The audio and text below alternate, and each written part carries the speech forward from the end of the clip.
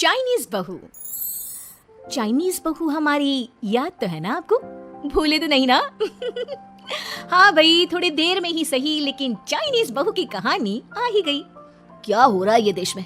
China ने तो आतंक ही मचा रखा है। अरे क्या हो गया, क्यों चाइना को कोसता रहता है? भूल मत, तेरी ससुराल चाइना की ही है। हाँ माँ, पर ये देखना, लड़ाई झगड़े, ये बीमारी, ऊपर से ये देश कितना चालाक है, अंदर न जाने क्या क्या करता रहता है। तभी अंदर से बहू की चिल्लाने की आवाज आती है। अरे क्या हो गया बहू, क्यों चिल्ला रही है? माँ जी, ये देखिए, ये रूस ने यूक्रेन की हालत क्या कर दी है।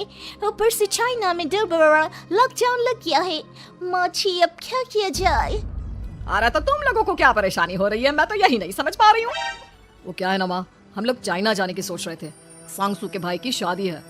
तो क्या? अरे कौन सा उन लोगों के यहाँ भाई घोड़ी चढ़ता है जो बहन काजल लगाकर नेक लगी? माँ जी, उसकी आंखें बहुत छोटी छोटी है, उसमें या तो पुतली रह सकती है या काजल। साले की पुतली निकाल कर काजल लगा दो, अंधा कहीं का।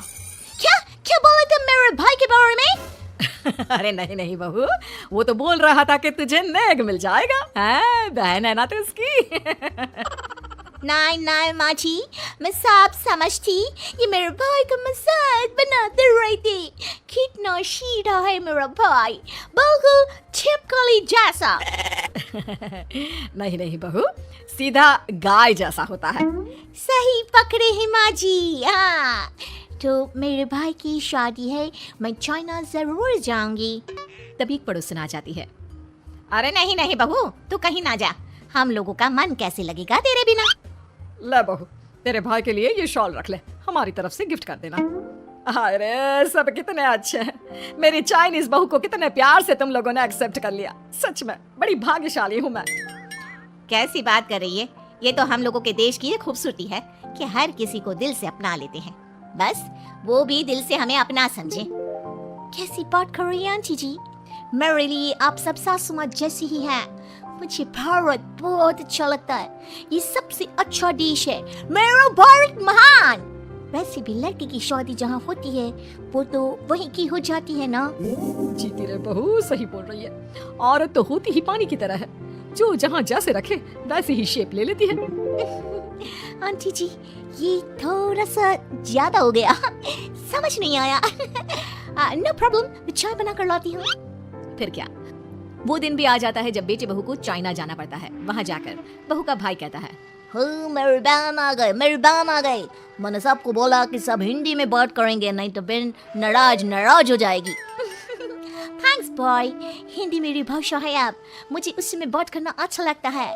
आपने जीजा जी से मिलो। ओ बहन, तुम अंदर चलो। सभी बहू को अंदर लेकर चले जाते हैं, लेकिन सांगसू का पति, वो तो बेचारा चाइना के ससुराल के आंगन में अकेला खड़ा रहता है। काफी देर तक जब कोई उसे नहीं पूछता तो वो माँ को घर पर फोन करता है। हाँ बेटा, पहुँच गए ना कुशल मंगल? हाँ माँ, लेकिन सांगसू पता नहीं कहाँ है, वो तो अंदर गई है तब से बाहर आई ही नहीं। अरे कैसे बात कर रहा है, तो तू अंदर चला जा, तू बाहर क्यों है? अरे दामाद है तू वहाँ का, उन लोगों ने तुझे बिठाया, चाय पानी कुछ नहीं पूछा? नहीं ना माँ। तभी सामने से सांगसू आती है। आप अभी तक तैयार नहीं हुए और ये बैग लेकर क्यों कमरे से बाहर आए? इसे वहीं रख देती। कमरा? कौन सा कमरा? अरे कैसी बात कर रही हो, जब से तुम अंदर गई हो मैं बाहर ही तो खड़ा हूँ। बहू को बहुत हैरानी होती है और गुस्सा भी आता है। तभी उसका भाई और माँ आ जाते हैं। और सांगसू, अंदर खाना लग गया है। पहले ये बताओ कि मेरे पति को किसी ने खाना या पानी क्यों नहीं पूछा? वो भारत से ससुराल पहली बार आया है, वो भी मेरे कहने पर। उनकी इज्जत क्यों नहीं की? देख बेटी, तूने जबरदस्ती जिद में शादी की थी तो हम लोगों ने कर दी, लेकिन अब तुम ये सोचो, पूरी चाइना में मैं इस इंडियन को अपना दामाद बताऊं? So sorry. हाँ सांगसू, और तुम भी चुप रहना, नहीं तो वो लोग मेरी शादी तोड़ देंगे। ओह ऐसी बात है, कोई बात नहीं, मैं बाहर होटल में रह लेता हूँ, तुम वही करो जो ये लोग चाहते हैं। कैसी बात कर रहे हो? शादी के बाद पति जैसा भी हो, जो भी हो, पति होता है। वैसे भी तुम्हारे पूरे परिवार ने, सबने बिना सोचे मेरा साथ दिया, मुझे एक्सेप्ट किया और प्यार किया। मैं अपने देश में आपको अकेला कैसे छोड़ सकती हूँ? ये हिंदी फिल्म का ड्रामा बंद करो, मैं अब ये बर्दाश्त नहीं करूंगी। चुपचाप अंदर चलो, नहीं तो ये शादी वादी यहीं खत्म करके इसे अकेले ही इंडिया जाना पड़ेगा। कैसी बात कर रही हो माँ, ये मेरी बच्ची है नहीं छा। हम लोगों ने यहाँ वकील को बुला लिया है, जिसके बाद अब तेरा तलाक करा के हम यहाँ के चाइनीज लड़के से तेरी शादी करा देंगे। अरे कैसी बात कर रहे हो, हम तो यहाँ तुम्हारी शादी के लिए आए थे। नहीं, मैं सांसू के बिना नहीं रह सकता हूँ। हाई वोल्टेज ड्रामा होने के बाद से ही सारा माहौल खराब हो जाता है कि तभी एक लड़की आती है। मैंने सारा इंतजाम कर दिया है, सांसू की शादी का मंडप परसों लग जाएगा, तब तक इसके पति को कमरे में बंद कर देते हैं। सभी सांसू के पति का हाथ बांधकर उसे कमरे में बंद कर देते हैं। ये क्या कानूनी है, हम लोग मेरे पति के साथ ऐसा नहीं कर सकते हैं। मैं किसी से शादी नहीं करूंगी, ये साफ बात है। पहले मैं अपनी शादी करूं, फिर तेरी भी शादी करवा दूंगा। सब कुछ तय हो जाता है, भाई की शादी हो जाती है। फिर वो दिन भी आ जाता है जब सांसू की शादी वो लोग जबरदस्ती करने के लिए उसे मंडप पर ले जाते हैं। ऐसा मत करो, ये मेरी बीवी है। मैं किसी से शादी नहीं करूंगी। कैसे नहीं करेगी शादी? शादी तो तेरा बाप भी करेगा। हो, मैं करूंगा शादी। प्लीज कोई मेरी शादी किसी अच्छा औरत से करवा दे। चाप, बिल्कुल चाप। फिर माँ सांसू और उसके पति से कहती है, तुम लोगों का बच्चा मेरी कैद में है। अगर तुम लोगों ने कोई भी होशियारी की तो मैं इस बच्चे को मार दूंगी।